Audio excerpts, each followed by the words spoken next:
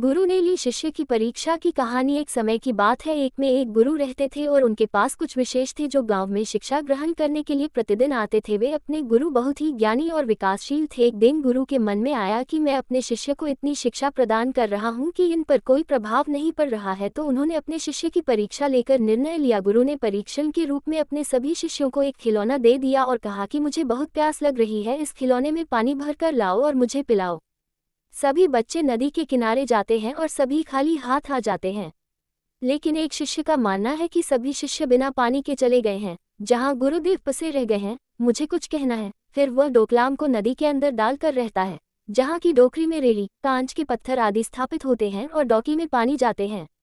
रुक जाए वह शिष्य कुछ समय तक प्रतीक्षा करता है और डॉक्टर को नदी में डुबा देता है, जिससे पानी के खिलौने के अंदर पानी भर जाता है और वह पानी को लेकर गुरुदेव के पास जाता है और अपने प्यासे बच्चे को दे देता है। उस दिन गुरुदेव सभी को अपने घर भेजते हैं और अगले दिन परीक्षा के परिणाम घोषित करते हैं।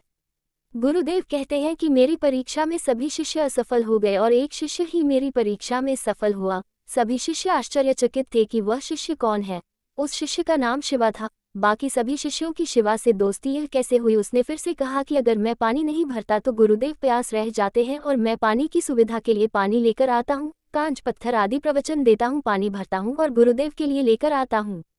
इसे देखकर सभी आश्चर्यचकित हो गए और सभी शिष्य आश्चर्यचकित हो गए और शिव की वाह वाह करने लगे। शिक्षा। इस कहानी से हमें ये शिक्षा मिलती है कि यदि हम जीवन में कोई भी कार्य करना चाहते हैं तो अपने लक्ष्य पर हमेशा ध्यान देना चाहिए और उसके लिए प्रयास करना चाहिए, जिससे हमें सफलता अवश्य मिलती है। यही प्रकृति का नियम है।